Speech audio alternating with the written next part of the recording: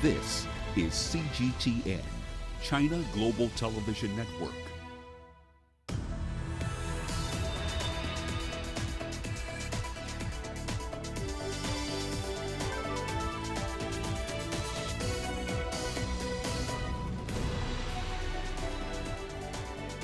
Hello there, welcome to this edition of Global Business Africa. In the course of the hour, we'll run through the business news stories you need to know about from the continent and beyond. But first, a quick run through the markets. So Recovery Tuesday does seem to be the theme across the bourses that we track here. It wasn't just the top 40, the JSE going up by over 1,000 points. Indices in the United States, Europe and Asia, they were all in the green as well.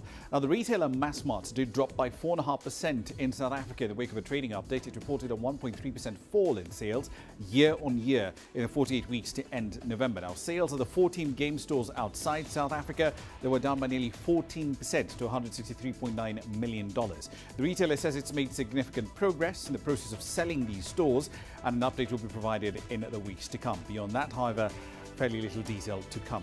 On a year-on-year basis, Massmart is expecting headline losses per share to widen by at least 40% to around R2. Here's what's coming up tonight. The World Health Organization supports event cancellations during the Christmas period to curb the spread of the Omicron variant.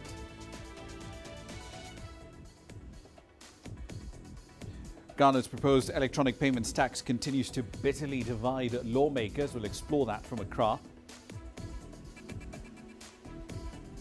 And we'll take a look at some of the innovations that do continue to help us stay ahead of COVID. And our starting point is with that particular virus, SARS-CoV-2. The World Health Organization has yet again reiterated its advice that people should avoid large gatherings over the holiday period in order to stop the spread of coronavirus. The spokesperson for that organization, Dr. Margaret Harris, says that the Omicron variant appears to be much more transmissible and called it a very serious threat, even to well-vaccinated populations. On Monday, the WHO Director General, Tedros Adhanom Ghebreyesus, recommended that people cancel large gatherings altogether. There is now consistent evidence that Omicron is spreading significantly faster than the Delta variant. And it's more likely that people who have been vaccinated or have recovered from COVID-19 could be infected or reinfected. All of us are sick of this pandemic. All of us want to spend time with friends and family. All of us want to get back to normal. The fastest way to do this is for all of us, leaders and individuals, to make the difficult decisions that must be made to protect ourselves and others. In some cases, that will mean canceling or delaying events, just as we have had to cancel the reception we plan to have with you today. But an event cancelled is better than a life cancelled. It's better to cancel now and celebrate later than to celebrate now and grieve later. None of us want to be here again in 12 months' time. Now, the Biden administration is also considering easing travel restrictions on the Southern African countries as the U.S. infection rates of the Omicron variant of the coronavirus do rise. The United States on the 29th of November did bar nearly all foreign nationals from getting into the country if they had been to one of 8 Southern African countries, including South Africa, within the last 14 days.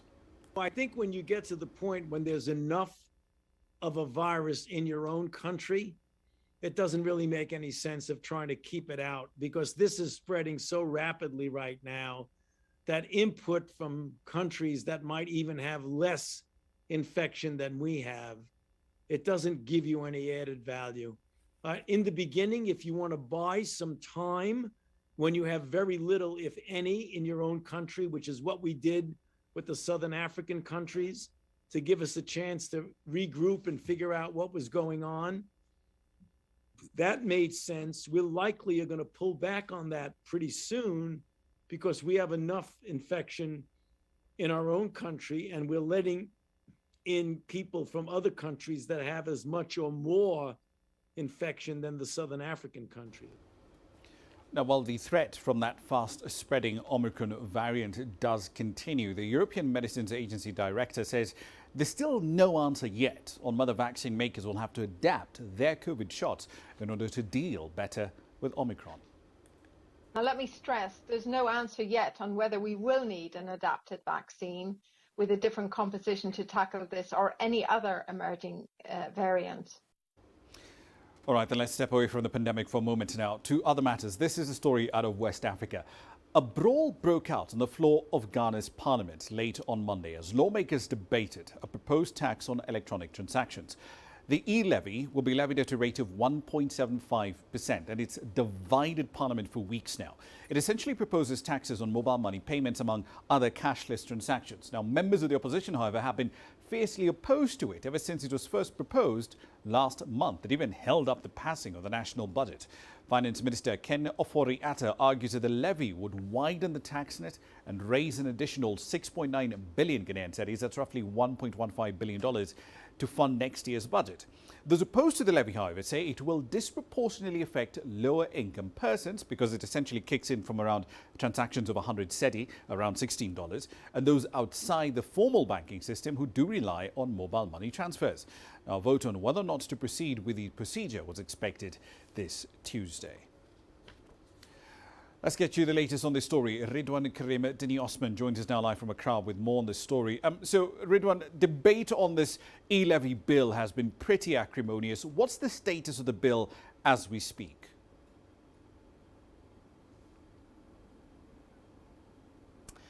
Well, like you rightly mentioned, the processes leading to the passage of the bill ended up in chaos yesterday. And so, as we speak, the bill remains unapproved. But Parliament has adjourned until the 18th of January. Now, what this means, according to the majority leader, is that the inability of the House to pass the bill means that the government would have to cut down on its projected expenditure for 2022, or it would have to look at other options of generating revenue for the year. Indeed, because that does punch a $1 billion hole into the budget. But as designed, the levy is supposed to be paid by the person who's sending the money. So why are mobile money agents going on strike from the 23rd of December?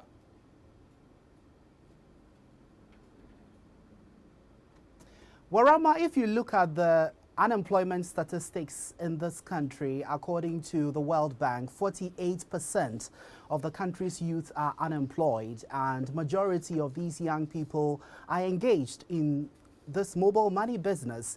If the public is livid about this levy, and so a lot of them are threatening to go off the platform, this obviously is bad business for people who are engaged in this business. They feel threatened. They feel that their source of livelihood will collapse. And so the only option they have is to demonstrate and proceed on strike. They also talk about the fact that what has been seen in other jurisdictions is that the government goes on this trajectory, and in the long run, it makes a U-turn and it is not able to recover the uptake of people on the mobile money platform, and so they would want to protest to be able to avert such a situation. Indeed, and for a lot of those individuals, they'll just prefer to go back to cash. But that said, the levy does apply on transactions over 100 cedis. That's roughly $16. So, assuming that threshold was raised, would opposition MPs agree to that sort of compromise?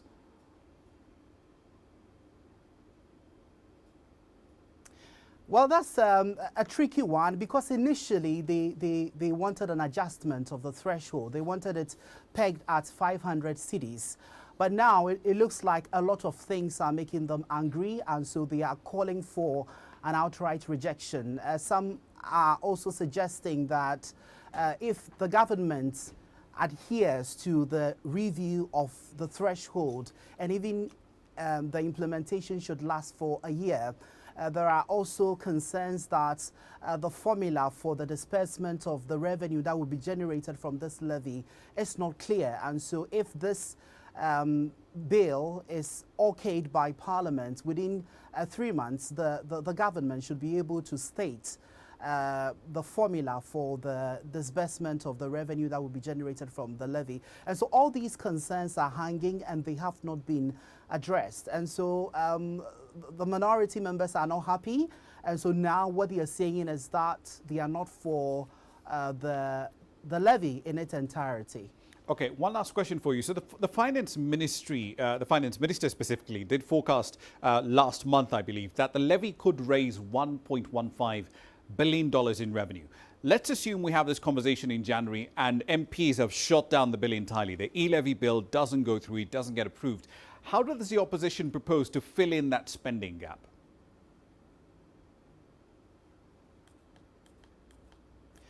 Well, the minority MPs continue to contend that this approach by the Akufo-Addo-led administration is a lazy one. They feel that this is a move that will cripple the vulnerable in society. They believe that the government should be targeting the over 6 million Ghanaians who are earning income, and yet a lot is not being taxed from them. So the government should rather focus on income earning Ghanaians who they reckon will be in the position to, to be taxed, other than what they are currently proposing. And so, as we speak, that is the proposal from the minority MPs. All right, let's see how this plays out. We'll certainly keep tabs on it when the bill comes back to the House, hopefully, in January. Ridwan Karimi, Dini Osman there in Accra. Now, on to Zimbabwe. A $50 tax on smartphones, which Zimbabwe's finance minister proposed in the 2022 national budget, has also sparked a similar outcry, this time from ordinary citizens. They say it'll push these now indispensable parts of our lives out of reach for many. CGTN's Farai Moktuya has this report. With more than 13.2 million active mobile subscriptions in the country, the latest move by Zimbabwe's finance minister is an attempt to follow the money. You do all your transactions through your mobile device, be it it's mobile money, be it money transfer, be it any electronic transfer. You're now doing it through your mobile device. So the minister realized that this is the most valuable product that anybody can ever have. So it's the easiest product to tax. While the move will significantly bolster government coffers, it will cost many here who rely on mobile phones as a necessity. It's an indirect tax on an average individual, yet you know that's our means of communication. For example, schools now require you to have a mobile device in order for you to do e-learning. Companies require you to have a mobile device in order for you to work because you're working from home. The finance minister has said the $50 tax will target mobile devices for which duty has not been paid. However, questions have been raised about how to prove duties have not been paid, especially since ICT devices were exempt from paying duty as part of efforts to speed up digital transformation. Administering the tax may add an additional layer of costs to mobile network operators who have been tasked with coming up with a registration mechanism to collect the funds. It may also retard financial inclusion and risks leaving some communities behind. This straight away is targeting at the informal workers and traders. And when we talk of informal workers and traders, we are also talking of some people who are operating from the rural communities. And the question is now, it means the mobile phones will be very expensive for them to access. Yet we are saying we are now in a digital world. The government already imposes taxes on airtime and data top-ups and levies a 2% tax on all mobile money transactions. Farai Moktuya, CGTN, Harare, Zimbabwe.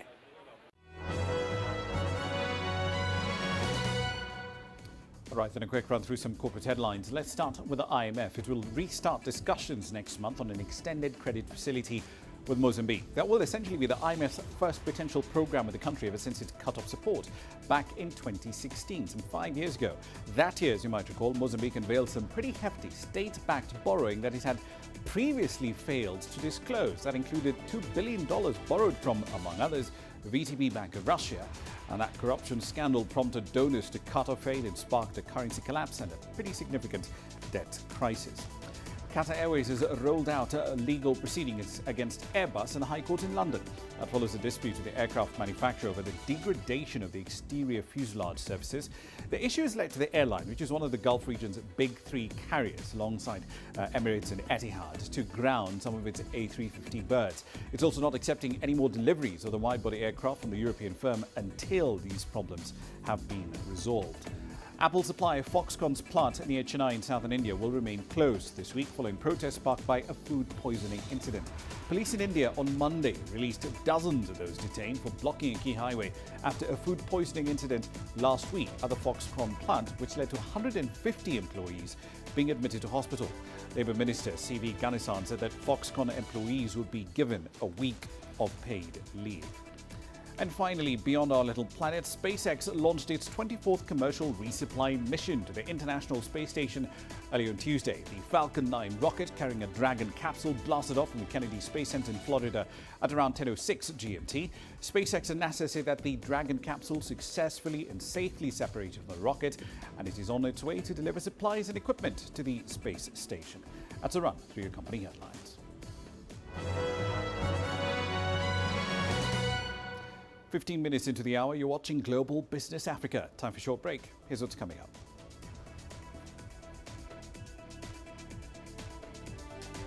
Uganda Central Bank keeps its policy rate unchanged at 6.5%.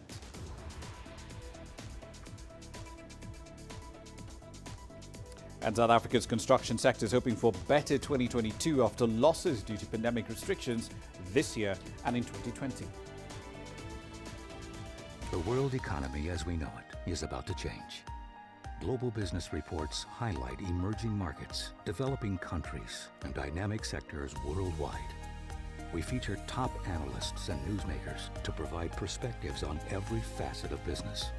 From an on-the-ground perspective, we provide you with balanced and objective assessments. Fast, sharp, and insightful. Global Business, only on CGTN. Africa is the nexus of enterprise, and Global Business will tell you why it matters. From the mega investment projects to multi-billion-dollar mergers and acquisitions. Africa today collects, just in terms of revenues from taxes alone, $545 billion a year. If you take 10% of that and you devote it to the energy sector, problem solved. All this on Global Business, weekdays at this time on CGTN.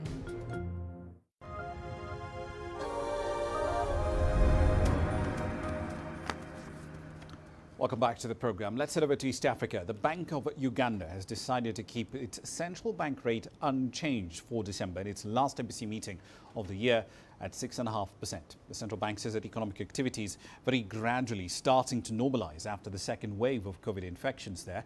But the economy still does require significant fiscal support since it's forecasting a rise in inflation and a lot of uncertainty over new COVID-19 variants. CGTN's Michael Baleke has this report. The Bank of Uganda's Monetary Policy Committee, sitting on Monday, observed that prices of goods and services are likely to go up. And this is driven by the rapidly rising energy and food crop prices. The central bank attributes this to the increase in global oil prices. As I talk right now, they're in excess of $80 per barrel. And yeah, for crude. So by the time you process it and all that kind of stuff, the thing goes up. So you certainly cannot continue buying fuel at the same price as it was when a barrel was costing $40. According to the central bank, energy, fuel, and utilities inflation rose to 2% in November from 0.2% in October 2021. But the Bank of Uganda is confident the economic growth momentum is still expected to improve, supported by expansion in global demand, high private sector expenditure, and continued policy support. The resurgence of the new COVID-19 variants, according to the Bank of Uganda, has undoubtedly clouded the near-term outlook. The central bank believes the Omicron variant could trigger a third wave of COVID-19 outbreak. The central bank is worried a new wave could call for more stringent and protracted containment measures that could drag growth down. But the government's strategy is to push for more Ugandans to get vaccinated so that the effects on the economy are minimal. So the economy is sickish in some sectors. Some sectors are doing well. That's why we are still growing at 3-point-something%. But what we all should now work for, or towards to, is to get vaccinated. And once we have got all vaccinated, I think then the government we shall release the whole economy to start running around. Uganda plans to fully open up its economy at the beginning of next year. The Bank of Uganda believes this should stimulate the economy and improve domestic demand that has been held up for the 2 years of the pandemic. Michael Baleke, CGTN, Kampala, Uganda.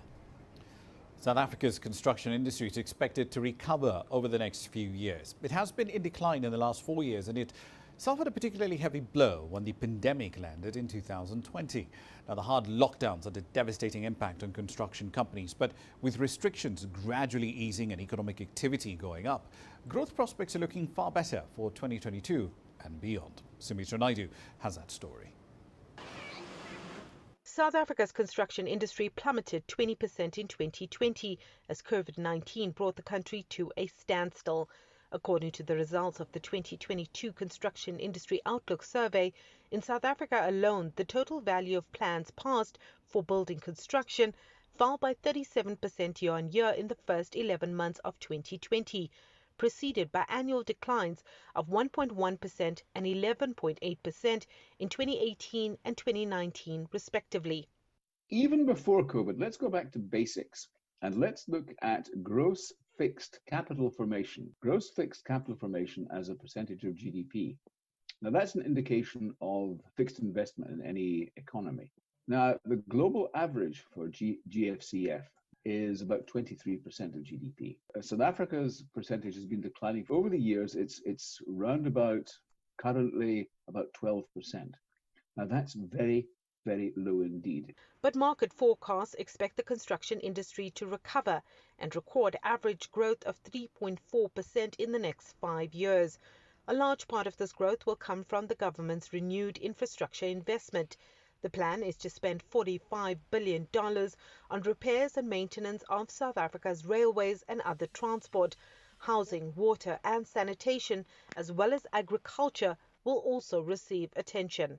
If you look at the national roads in South Africa, they're all still in very good condition. It's only when you get off the national roads and into many of the more regional and rural roads that you see the evidence of neglect over the years. And those roads have got to be repaired. So there's a huge amount of work to be done. With South Africa's high rate of debt, many are questioning how this infrastructure build will be funded. While some argue renewed spending will revive the economy, others believe more austerity measures are needed. The problem I have is that there's not enough money at central government level to make a huge difference. Already, central government is beset by massive amounts of debt. It physically can't afford it. Interest rates are starting to rise again. So that's problematic. It's going to have to come from the private sector. In 2019, the construction industry contributed 4% to GDP and employed over 1.3 million people. If government's infrastructure investment plan works and the industry grows as forecast, a further 1.8 million jobs will be created over the next 10 years. Sumitra Naidu, CGTN, Johannesburg, South Africa. Into the world of agriculture, post-harvest losses in Nigeria are becoming a matter of great concern. According to ActionAid Nigeria, the West African nation records over $8 million a year just in post-harvest losses. The organization says that continuous loss of produce in Nigeria doesn't just have ramifications in the country itself, it affects the entire region because Nigeria is a key player in the food supply chain there. Here's CGTN's Kelechi Emekalam with that story. Irish potatoes farmer Alex Jeremiah getting rid of potatoes that have gone bad. It's a repeated cycle for the 31-year-old, planting, harvesting and wasting. Many farmers like Alex have no access to modern storage facilities. His 2.5-hectare farmland yields up to $1,500 worth of potatoes per harvest. but he rakes in low profits from selling for less in order to reduce wastes.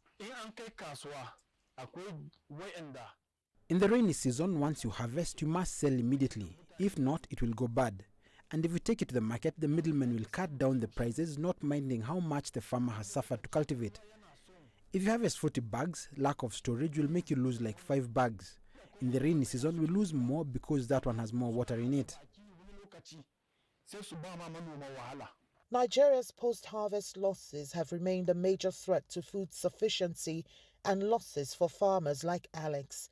A report by international organization Action Aid Nigeria pegged yearly post-harvest losses at about $8.5 billion. Insufficient funding remains a major factor driving the losses. They are having less access to trainings that could also curb post-harvest losses due to low investment in extension services that is needed for them to learn how to also do some post-harvest losses savings. At Nigerian level, the proposed agriculture budget is just 1.78%. That's for 2022. And many other West African countries, they are not putting up to 10% in their annual budget. Nigeria contributes about 51% to food supply in the West African region.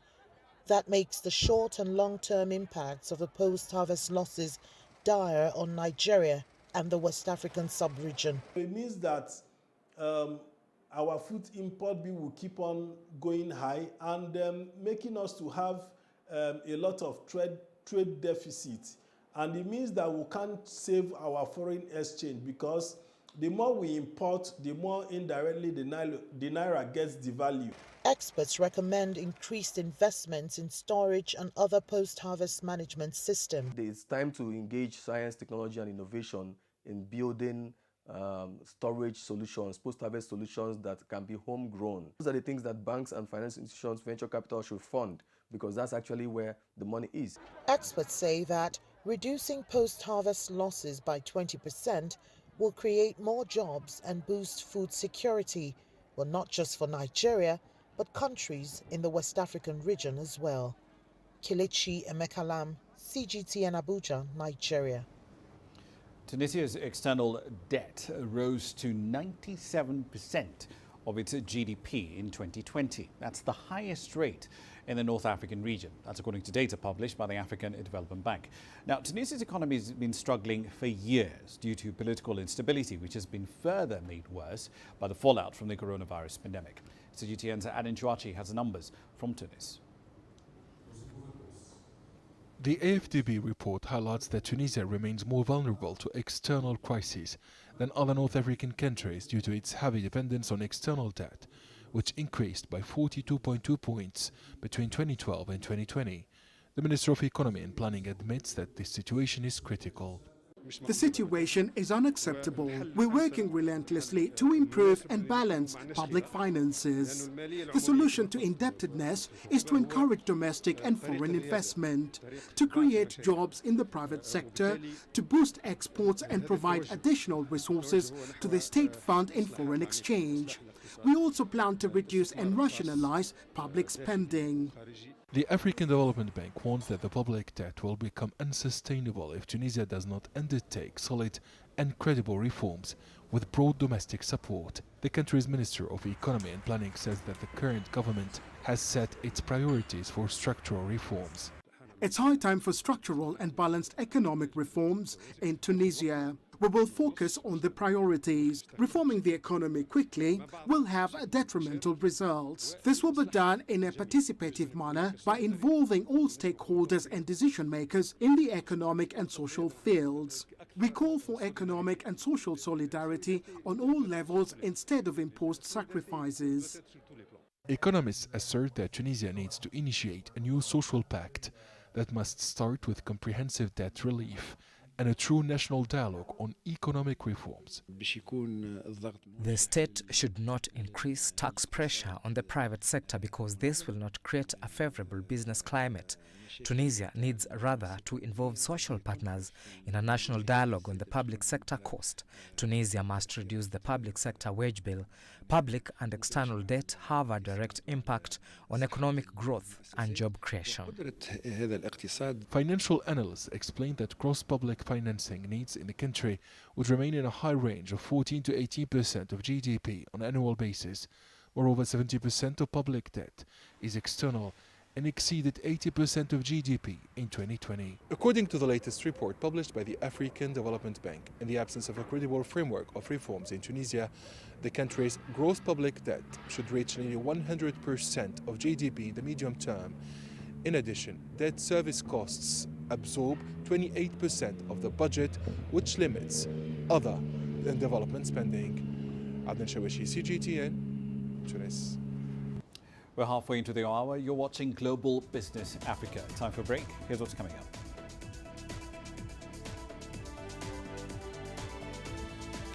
The UK is bracing for restrictions over Christmas due to a surge in cases of COVID. And we'll take a look at what is likely to be the world's first net zero carbon hotel. Change is on the horizon. Through the shifting of time, Africa's emerging tech landscape is creating new channels. There's a hunger for local African content globally. Shaped by innovation, carved out by a new generation of digital entrepreneurs, sculpted by a mobile revolution, and trickling down to the most remote corners of the continent. TechSpot is seeking out the new concepts in technology, disrupting Africa's traditional sectors.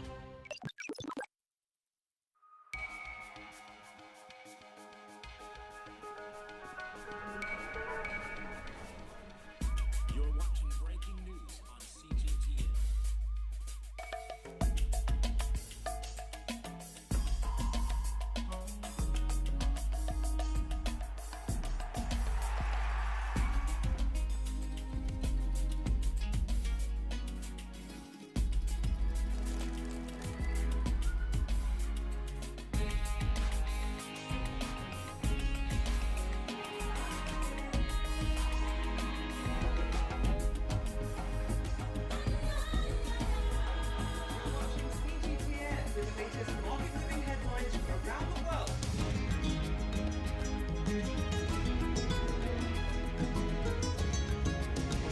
Welcome to the world today on CGTN.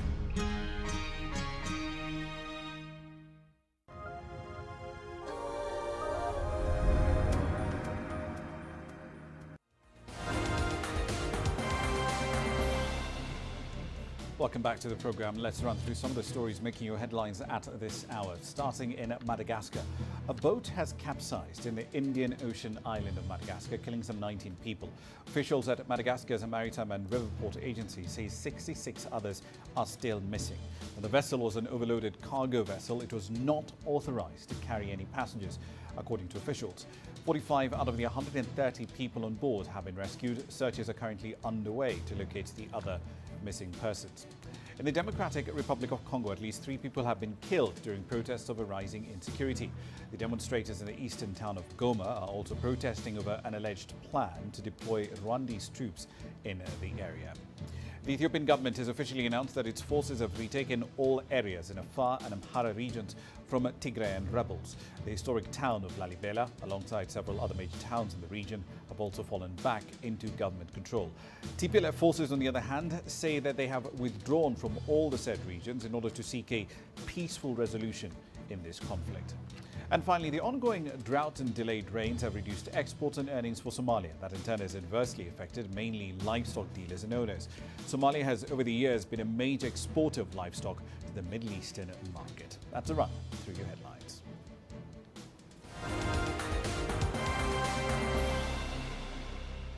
On to the UK now. Britain has announced at least £1.1 billion, that's roughly $1.3 billion of extra support for businesses hardest hit by the wave of Omicron variant of the coronavirus. The Finance Minister, Rishi Sunak, said that he was confident the measures will help hundreds of thousands of enterprises. Firstly, we're announcing £1 billion in financial grant support, which means eligible hospitality companies will be able to claim a cash grant worth up to £6,000. Secondly, we're providing £30 million to top up our successful Cultural Recovery Fund, to support institutions like theatres and museums. And lastly, we're reintroducing our statutory sick pay rebate scheme so that small and medium-sized companies can claim compensation for the government for the costs of sick pay for their employees. Taken together, I'm confident that these measures will help hundreds of thousands of businesses and the millions of people that they employ. Now, Dubai's ruler, Sheikh Mohammed bin Rashid Al Maktoum, has been ordered by a court in London to pay his ex-wife, Princess Haya, a divorce settlement of more than $733 million. Judge Philip Moore directed the ruler of Dubai to make a one-off payment of $333 million within 3 months to his former wife for the upkeep of her properties in the UK, and also to cover the money she said she was owed for jewellery and racehorses and for her future security costs as well. The Sheikh is also expected to provide $4 million towards the education of their 2 children and another $12.7 million in arrears. This huge financial settlement is the latest development in legal saga that started when the princess fled to the UK in April 2019. She said she was fearing for her safety after she began an affair with one of her bodyguards. Later that year, the London court ruled that Mohammed had carried out a campaign of threats and intimidation that made her fear for her life. Back into the Middle East, Lebanon needs $12 to $15 billion in order to kickstart its economic recovery and to bolster its foreign currency reserves. The central bank adds that Lebanon is grappling with an unprecedented economic crisis, branded by the World Bank as one of the worst in modern times.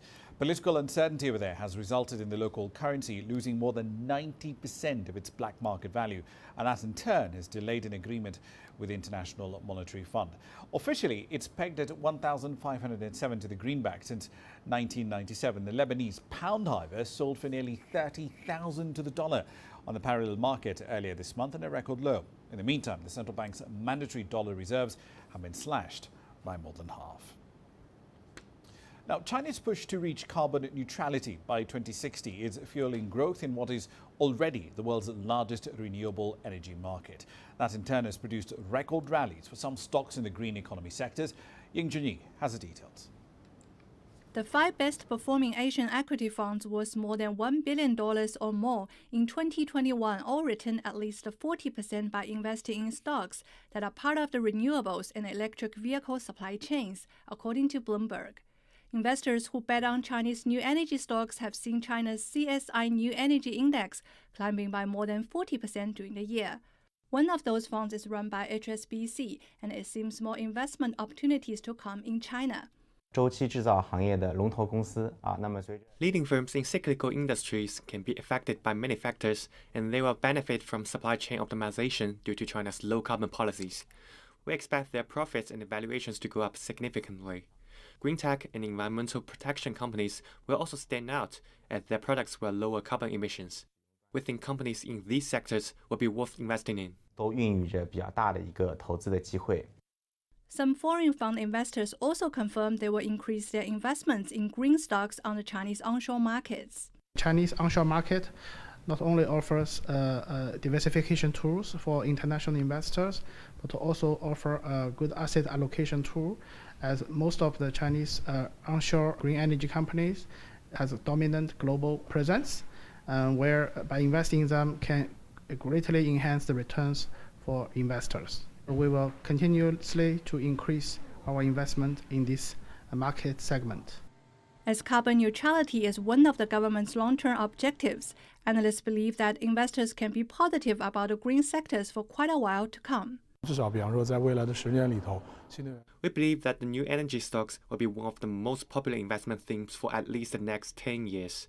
The target of developing new energy will not change, and as 85% of China's energy consumption now is traditional energy, the pace of the energy transition will be fast and strong. Companies in the electric vehicle industry are also expected to be a recurring theme among investors. China has vowed to accelerate the development of EVs as part of its drive to lower carbon emissions per unit of industrial output by 18% during the current 14th five-year plan period. EV battery makers are also expanding production to support EV output, which is expected to more than double 2020's total during the current plan, which ends in 2025. 殷俊逸 ICS for CGTN Shanghai.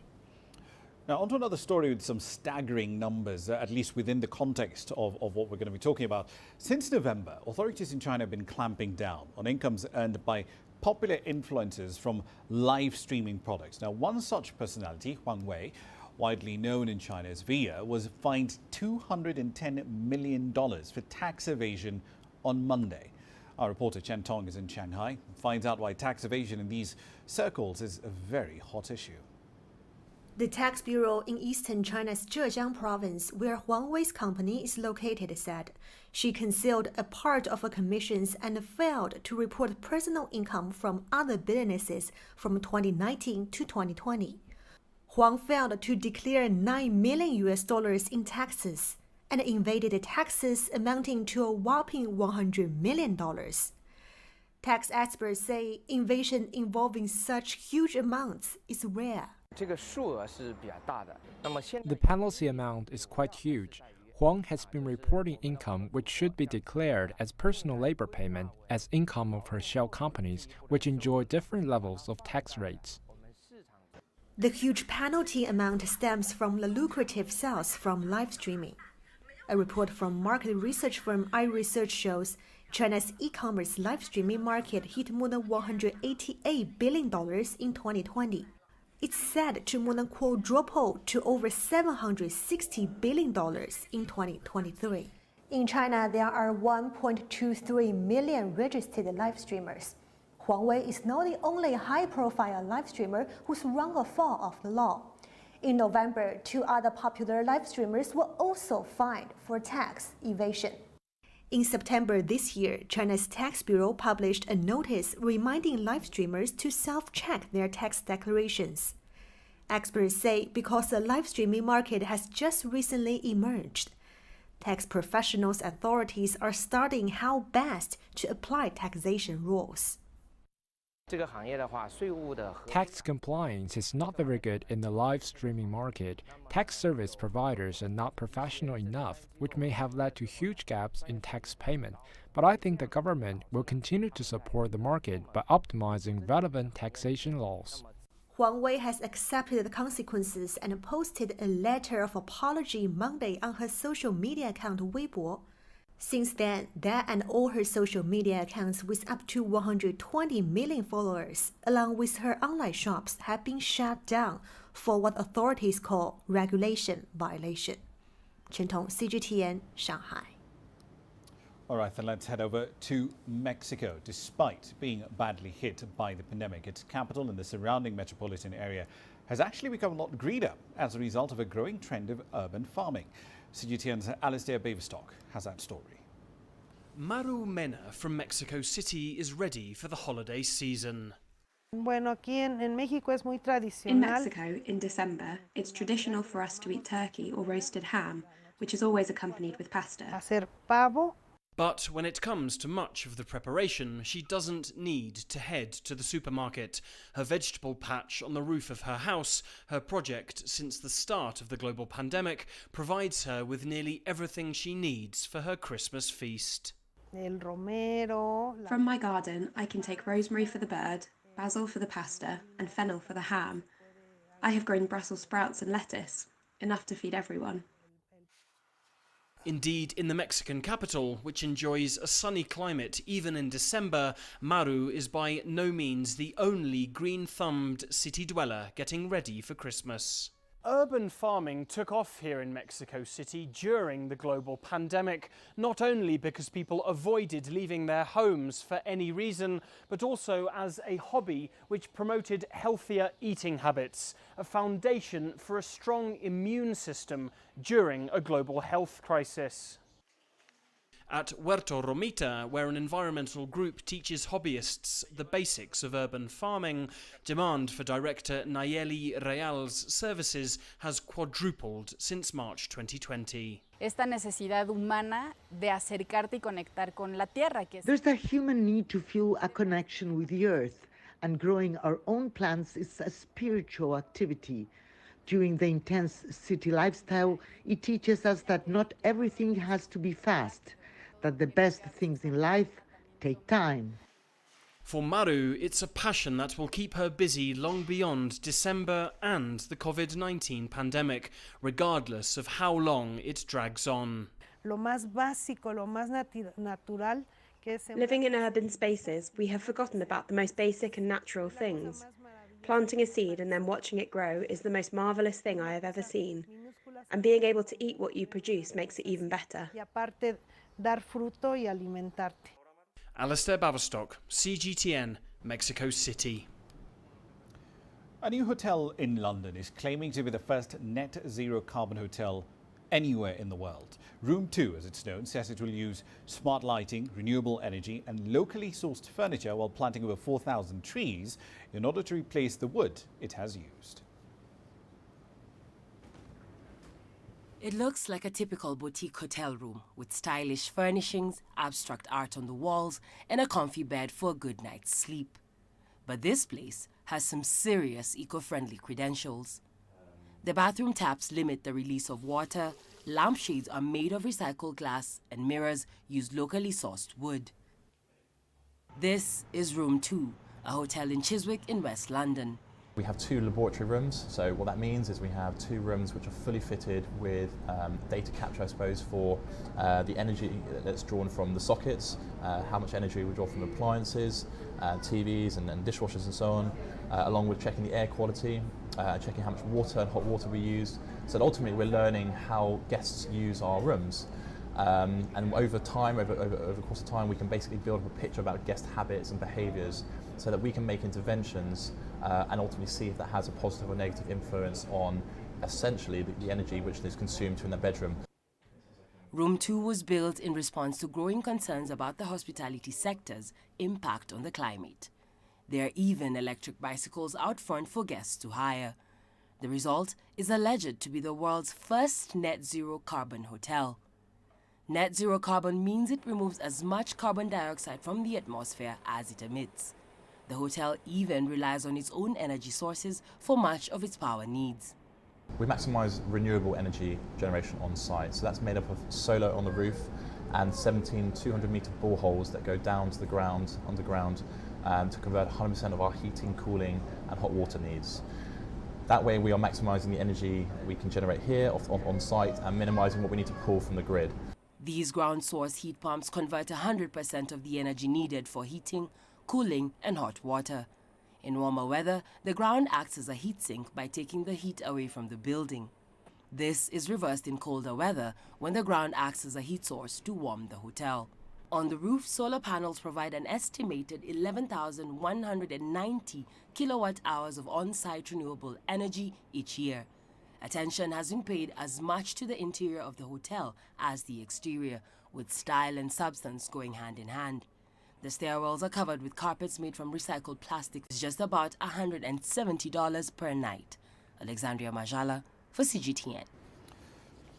All right, then a quick update through commodities. So 2021 has been a wildly positive year for coffee, at least as far as prices are concerned. ICE futures are bouncing back today, up 1.5%. Still off the peaks, though. They were hit in early December. $252 was at the high point. So far this quarter, though, those contracts are up 15.5%. Now, for farmers in East Africa, that's translated into prices at multi-year highs, some of the best, in fact, that they've had in the last decade. Oil prices have also recovered from Monday's market carnage. Brent futures up 2% higher at 15.48 GMT, a fraction under $73 a barrel at that point. So far this quarter, they've fallen by around 6.2%. Here's what's coming up next.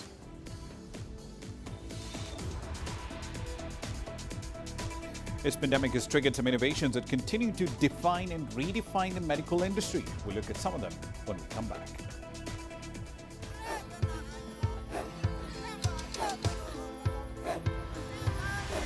Africa is a continent of diversity, with varied climates and enchanting geography, and a people so distinct, but with a shared enduring spirit.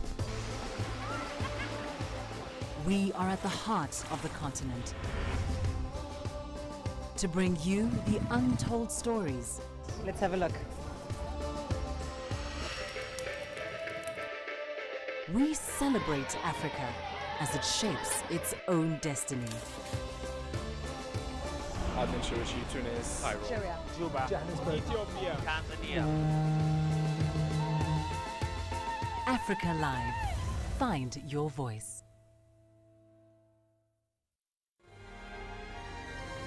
The greatest journeys,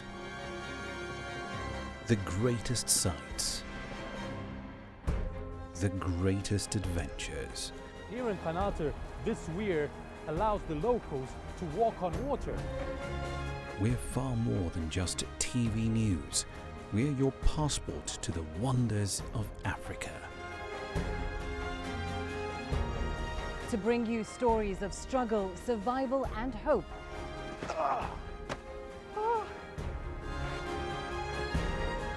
So let's explore.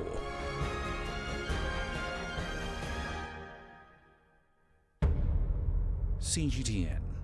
See the difference.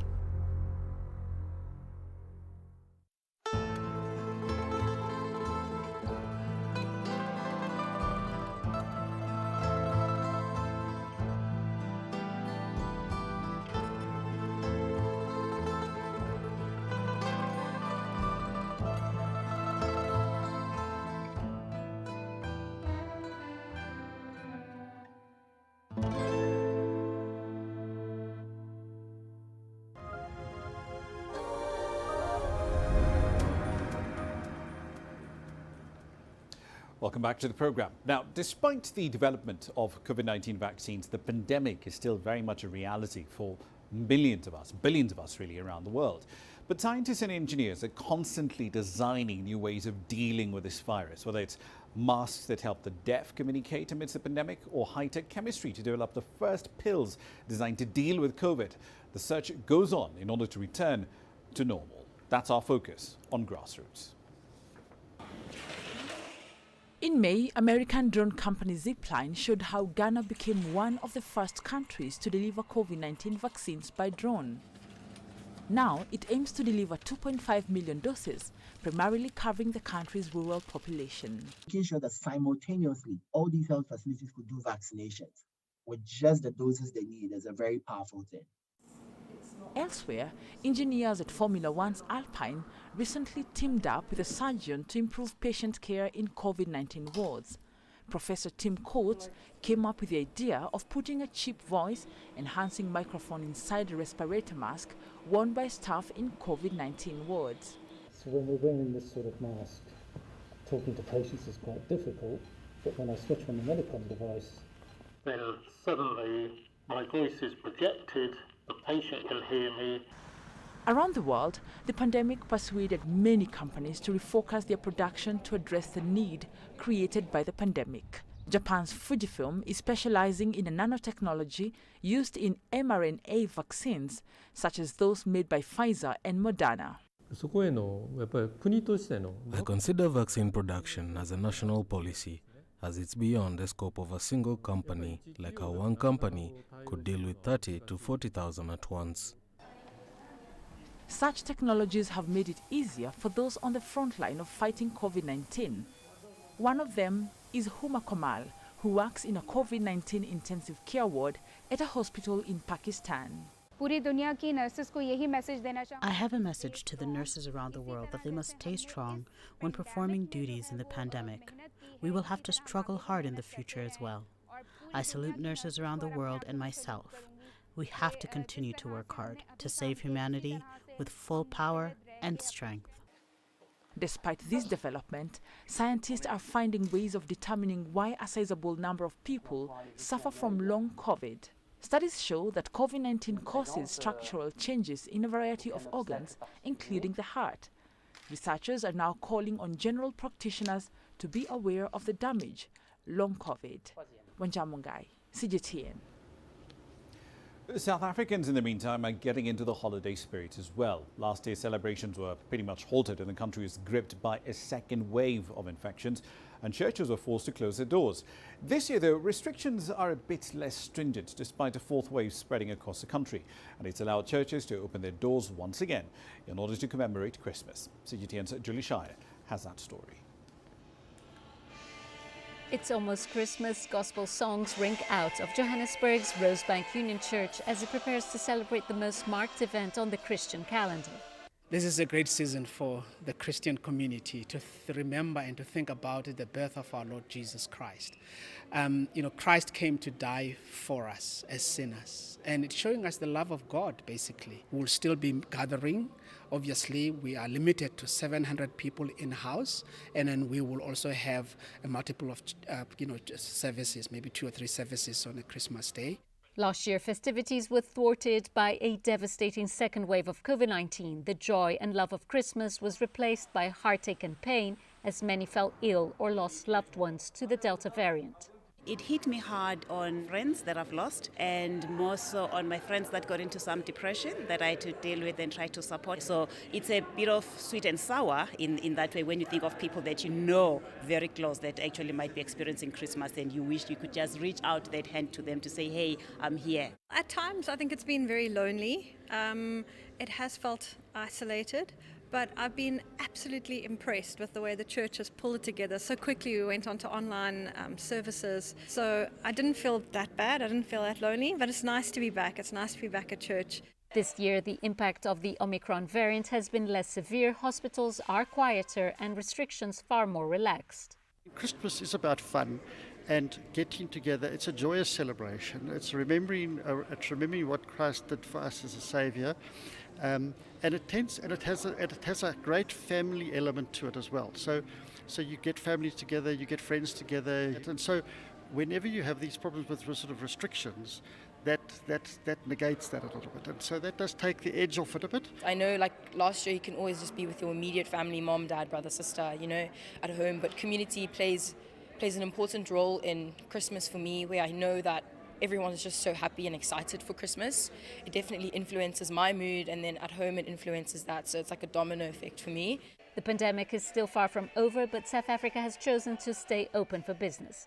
Authorities have urged caution as the Omicron variant continues its rapid spread. It is, however, a relief for many to be able to recoup valuable family time lost through a long and tough lockdown. Julie Shire, CGTN, Johannesburg, South Africa. All right, and a quick run through the currencies as we wrap up the program. Q4 has been mostly negative for the rand. It's lost around 5% to the dollar to today's levels around the 15.9 mark. Now, comparatively, Kenyan shillings lost around 2% of its value over the same period. The lira over in Turkey, that's still pretty volatile in the last couple of weeks. It's back down to the low 13s against American dollar in the wake of some pretty dramatic policy proposals by the government in order to shield lira-denominated savings from losses attributable to depreciation. The Istanbul 100 closed 8% lower, but that tells us investors are still pretty rattled by this enormous volatility, not just in the currency, but in the country's fiscal and monetary policies as well. That's it for this edition of Global Business Africa. As always, we'd like to keep a very close eye on the content that you'd like us to talk about on this program. Send your feedback in. All the ways you can send that feedback to us is right on your screens at this point. Thank you very much for your company in the last hour. The World Today is up next from Washington, D.C.